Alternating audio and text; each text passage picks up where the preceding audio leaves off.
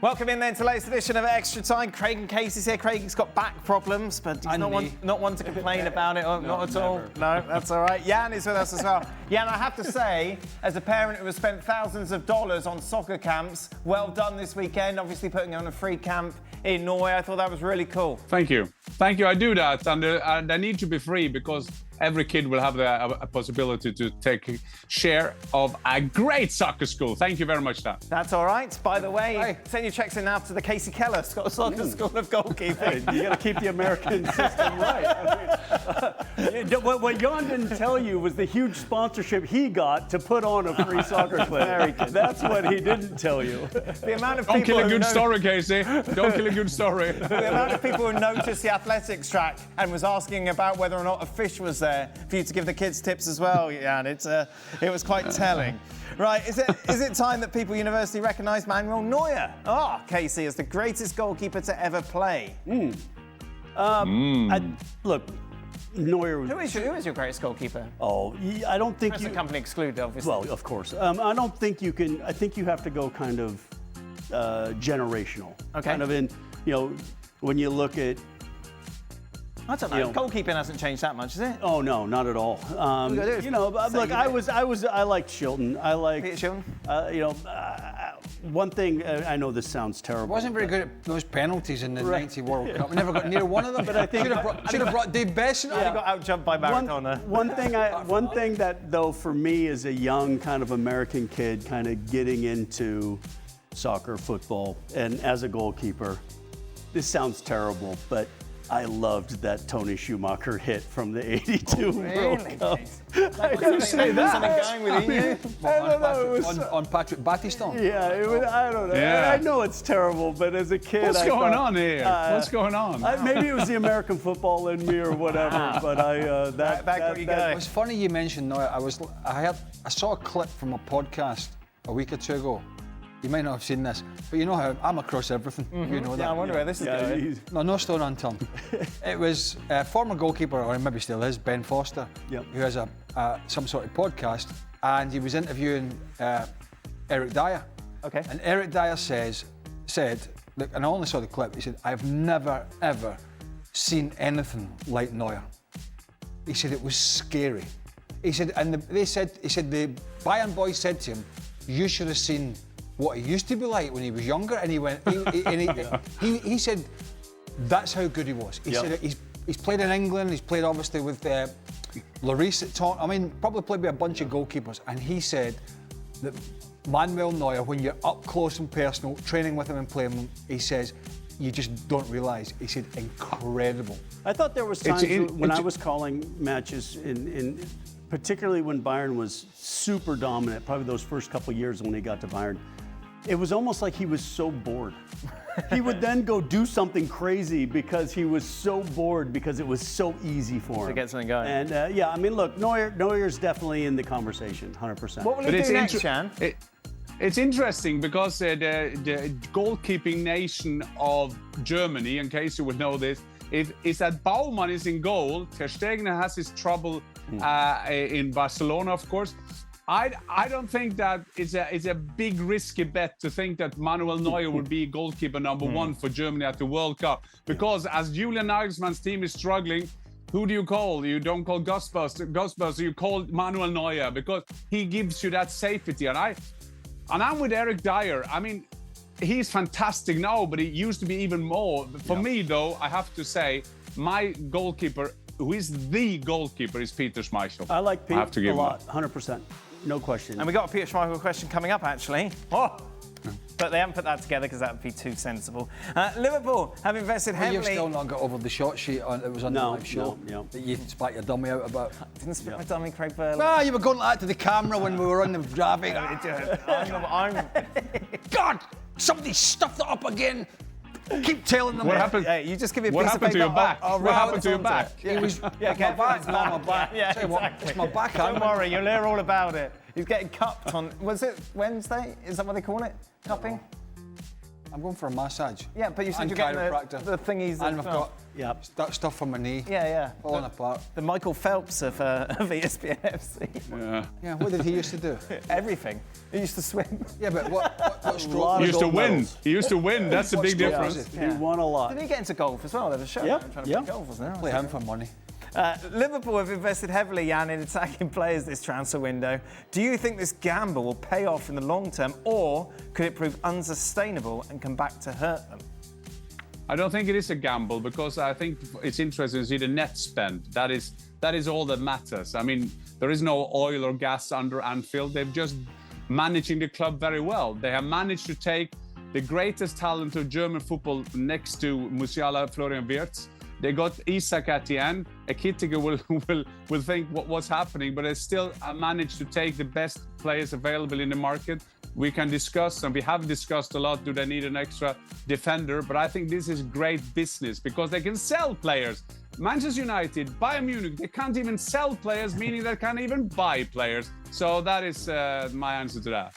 Just thinking, Jan, when you were doing this soccer camp for the kids for free, you didn't get Erling Johnson in to show the kids how to snap somebody in two, did you? Wow. Craig Burley, I had my first soccer school in 1990. That is 35 years ago. My first guest was Erland Johnson. Yes. I mean, Erland Johnson, his second touch was a tackle. But what a great man. He was the strongest man. He was a giant. He was a gladiator. And I'm so glad I had him as my first. He was the best defender, Craig, wasn't he? Well, even if he wasn't, he was. When did you play with him? Erling? Yes. Chelsea. In Chelsea. 93, 94, 95. He was part of that back four with Stevie Clark, Frank Sinclair, and it was Erling Johnson, and it was a guy who was very high up in Denmark at the time, Jakob Kjellberg, who had to retire, who's now a superstar in TV. I told you this. He hosts like these celebrity shows. Oh, okay. So he's completely turned his career because he finished in his mid-20s with a dodgy knee, one like I've got now. He just didn't harp on about it. So Erling was part of that Chelsea team along with Frode Grodås, another Norwegian who was a goalkeeper. Yeah, who was equal. There's a what do you call it here? A link between the two. They're equally as mad as each other. But Erling Johnson you would have played against him. He was just he was a nice guy, but you talk about no-nonsense defenders. Right. Old school. Proper. We got him, and we signed him from Bayern Munich. I mean, he was playing at a good standard. For Kasey, it said that I've just said to Erling Johnson, I was a bit harsh on him because he was quite good with his feet as well. But as you were saying, those are the defenders that you kind of miss a bit today. Yeah. I'm 100% sure that those kind of defenders will also survive now. We talked about the goalkeepers. We need those kind of defenders as well. Just want to say that, Dan. It'll cycle back. Kasey, it said that Peter Schmeichel went through 50 to 60 pairs of gloves in a season. How many gloves did you use? Not that. I'd say probably 20. Right. 25. Wow. I like. Did you have a deal with anyone? Of course. Who was the deal with? Multiple, but usually Nike and Puma were the two who I was with at different times. And but yeah, it would be a case where if I liked a pair of gloves, I liked them until I didn't like them anymore. So I knew guys that. A bit like gardening gloves, really, isn't it? Yeah, you just grab a pair and throw them away. No, I liked a pair. So sometimes somebody would ask me for a pair of gloves, like after a match or something like that, and I'd say, look, I really kind of like the where these are right now. Yeah. Stay right here, and I'll run into the changing rooms, grab an old pair that I was using for training. And how much did you charge him for that? Yeah, well, it was. I gave him. It was a tax break. No. What I did is I gave him free admission to my soccer camp. Wow. That's what I did. But Dan, I've told the story before, but it's all about timing. I was in the studio at Sky in England with Gordon Banks, the legendary Gordon Banks. Gordon was and great he told me the story. They didn't have gloves, of course. So he said that he took a chewing gum and put it in his hand, and then he put his hand down on the ground to get some mud on, And then I turned around to him and I said, "But wasn't that a problem when you threw the ball out and the ball came back in a chewing gum?" Yeah. And then he looked at me and said, "No, that was never a problem." Oh, wow. Like a cartoon. That was a very bad joke. Very bad good. joke. Didn't he only have one eye? At the end of his At the career, end, yeah. Sorry. But I mean, just thinking as a goalkeeper. I mean, that's difficult enough. Really in touch, I think, with the younger generation on this extra time. yeah. Go and look at that. Go and look at the Go Gordon talk, Banks save. go talk to your grandfather. Go and talk to your great-great-grandfather, if he's still alive, about Gordon Banks. Speaking of old players, Jan, what's up with the beef between Lothar Matthäus and Uli Hoeneß? Well, it started with Lothar Matthäus had a fight with Uli Hoeneß. He don't like fights. He makes them ambassadors. And then he told Lothar Matthäus, "You won't even come back to Bayern as a greenkeeper. There is no chance you'll be back." This is one of the greatest players of German football. So they were having a beef all year long, in seasons after seasons. And now we had a go at him again. Lothar Matthäus is a very good analyst. He is one of those who says his opinion. He talks straight. Him and Didi Hamann, that is with me with ESPN and with Aage on Friday at Leverkusen against Frankfurt, by the way. And so he just says his opinion. And Uli Hoeneß, surprise, surprise, he doesn't like it. I'm just looking at the Premier League shortlist. I'm sorry. Well, I mean, It's Premier League shortlist for what? Carry on. Oh, we got a graphic. There you are. but if you don't like, but I mean, I You think. seem a little underprepared today. How dare you? But Jan was like, look, I agree. I think there's situations where people just have rubbed each other the wrong way. And Lothar obviously is not a person, he's such a huge figure in Germany. Uli Hoeneß, another massive figure in Germany. And the two of them, it makes good, Yeah, most makes good definitely. coffee, There we are. right? I've actually out-prepared you today. Craig. No, it's because I didn't know we were. I thought we weren't going to talk about it because I said let's not bother, but now someone's put this in, so we are bothering. Craig, who are you nominating for the current shortlist of the Premier League Hall of Fame nominees? Now, the shortlist was announced today. Here it is in all of its glory. Sol Campbell, Evra, Fowler, Owen, Toure, Defoe, Neville, Vidic, Carrick, Fabregas, Hazard, Sheringham, Van der Sar, Ferdinand, David Silva. Yeah, what? It's only for what they did in the Premier League. Yeah, what? So who would you add to the Hall of Fame? What, add to this list? Yeah, you get 2 votes. No, you get 2 votes from this list. Because there were already people in the thing. Okay. So who are we voting for? Yeah, and you'll be interested in this.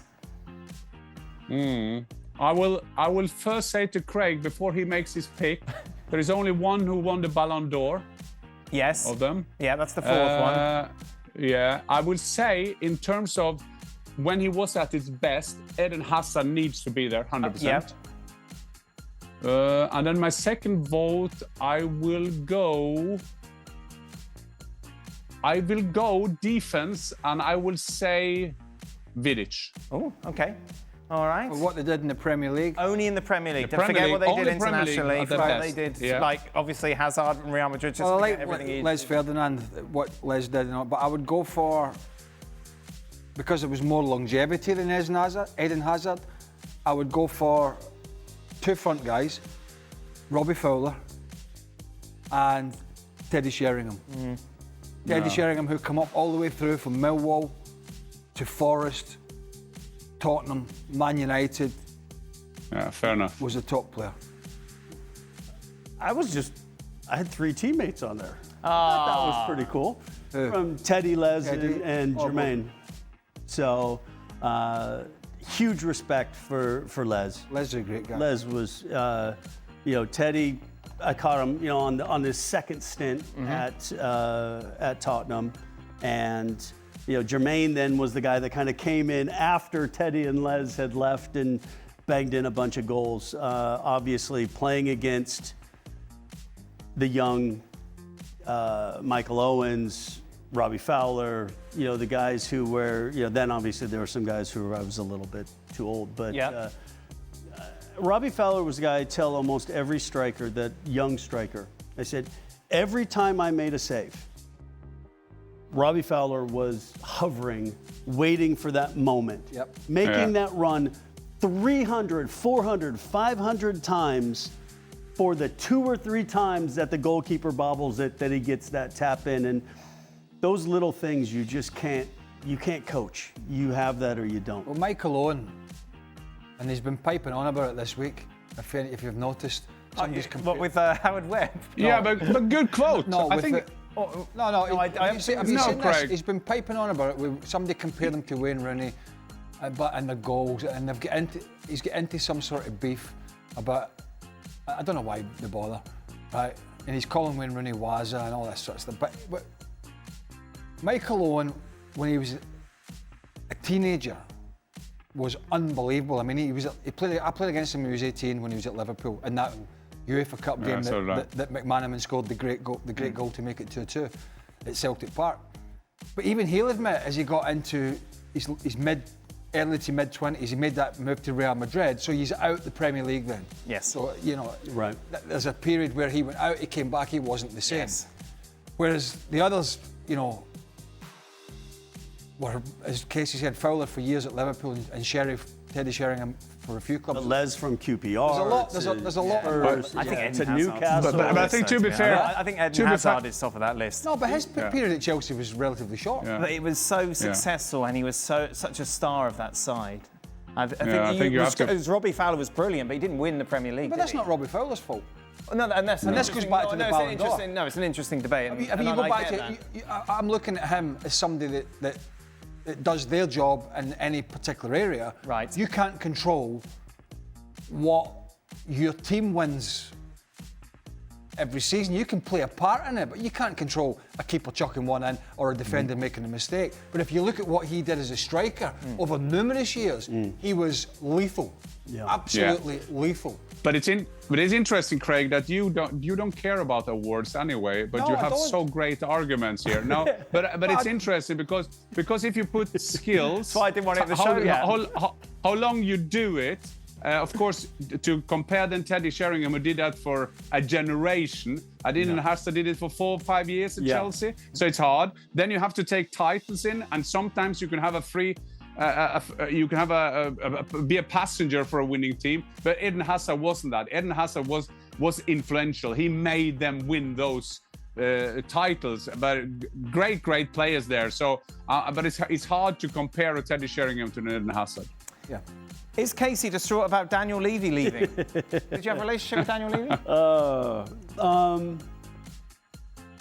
Daniel was a very, very difficult person to deal with. Right.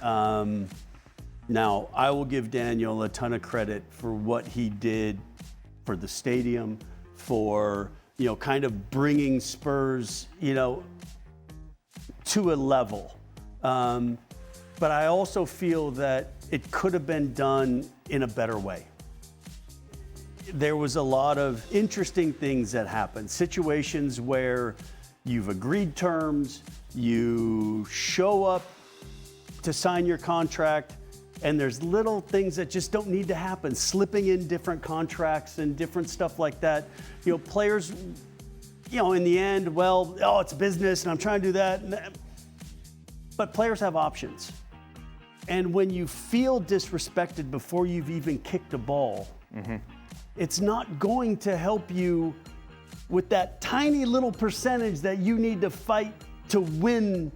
And so, although I have a ton of respect for Daniel, I always felt that there was better ways to do things, that you can still be a ruthless businessman, a difficult businessman, but still do things in a better way that leaves a better feeling for everybody involved. So, ton of respect. Great job in stadium development and turning Spurs maybe around from some of the times before he got there. But, tough guy to deal with. Real tough guy to deal with. Well, he knew the writing was on the wall, didn't he? Because Enoch sent their henchmen in to do a root and branch look around the club. Oh, okay. Basically, an internal audit of how the whole thing, coming from, is it Joe Lewis? The big the Joe Lewis family now. The Joe Lewis family. Enoch, the business. Yeah. And he was basically working for them. And when they sent their people in, it was curtains for him, which is not a bad thing. He's been there a while. 25 years. Fresh unbelievable run, We take that. Yeah. I have no idea about this question. Well, ask it. And then rank these 3 breads. Uh-oh. Semolina, French bread, sourdough. Oh. Is it National Bread Day or something? Or just Semolina in Scotland is a pudding. I don't really know what semolina is. Semolina is like you think about custard, yeah? I'm being told it's Italian bread with sesame seeds. No, Yeah, I was going to say it has seeds, yeah. Yeah, but we would, when I was growing up, semolina would be like a dessert. Yeah, it'd be ones that be served at school, And which have like a skin on And top. it's cheap and horrible. Yes. Which probably we deserve. Okay. Our producer says it's really. Is this your question? I'd like to get the French bread and hit the producer over the head with it. And hopefully it's a stale one. So it's a little bit more firm and it's going to leave more lasting damage. And didn't we all get bored with during COVID with everybody posting themselves making their Banana own bread, that was sourdough nice. bread? and all Sourdough's a this? bit iffy. French bread is what? A baguette? Yeah. Yeah, more or less. Why is it called a baguette then? Because we're in America, This we is- don't speak French. It's a terrible question. I don't know why he's put it in. He's Yeah. saying- Because he's not the full ticket. Jan, do you have an? What? What's the Norwegian version of this? Jan?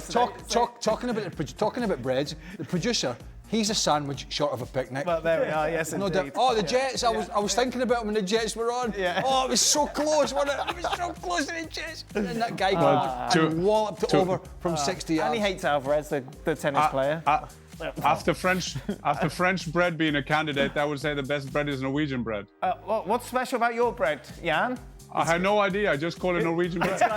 Yeah, and your It's food. got sardines Yeah. in it and something else, I think. No. I was in West Norway this weekend at my home village, and my mom's bread is the best. So I would say my There you mom's go. bread. There you go. Yeah, but Well you're- done, Mom. You're a bit like Germany, Norway, even Denmark, Scandinavia, right? The whole lot. When do you ever say, I fancy going to a Scandinavian restaurant or a German restaurant? No, Or a Norwegian because there are people waking up in the morning and thinking, oh, I would love to be in Scotland or England now to have a good meal. Yes. That's why all you foreigners, you all go to Scotland. The Americans. If you're gonna eat well in England or Scotland, you have to have breakfast 3 times a day. That is a saying, and I am 100% with that. There it is. That is it. That pretty well. Happy National Bread Day. We'll be back tomorrow for more. Are you here tomorrow? Yeah. Ronaldo's playing. Yes. If he scores tomorrow, you in tomorrow? Yes. If he scores tomorrow, you ask me the question. You won't need that. You know it's going to happen. You know it's going to happen. You won't need it.